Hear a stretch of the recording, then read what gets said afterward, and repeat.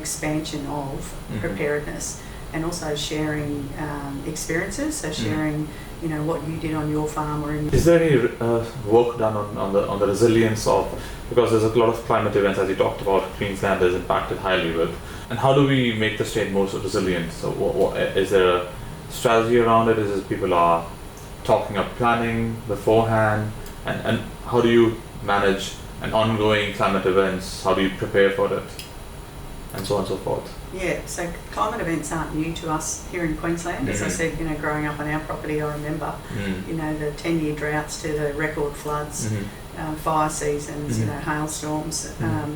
But Queensland is one of Australia's, or probably Australia's, most impacted state when it comes to climate events. We have seen in the last 10 to 20 years farmers, communities, governments really do better when it comes to preparedness. So, not just response, but actually how we can build resilience in between times. So there's been an awful lot of work done over the last, I would say, 2 decades. We've actually had some recent reforms this year with the Queensland government in terms of including crop replacement as part of the response, but also expanding the definition of primary producer.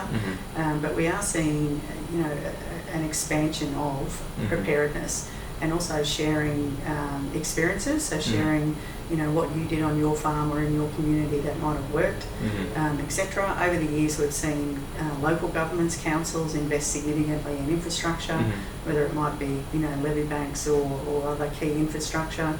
We're also seeing some projects now, or some communities look at, nature solutions, to help with flood and weather resilience as well. So there's a whole range of planning, preparedness work going on, as well as, constant reviews on what we can improve from a response perspective. But again, I think that's going to be work that we just never finish doing, because the more that we learn, the more experience we have, the more innovations we can apply, and there's still significant work to be done. One of the challenges, which is becoming very real for farmers, but also for communities, is around insurance. So we've seen insurance premiums in some cases go up 3 or 4 times, sort of in the last 7, 8, 9 years. So in some regions, farmers and residents are now finding that they can't afford insurance, or insurance is actually just not accessible.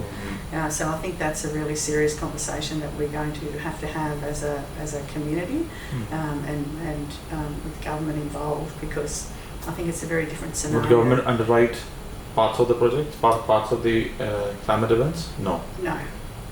But I think when we're seeing, insurers become very reluctant to provide insurance for some regions, then there very much may need to be a role for government to step in.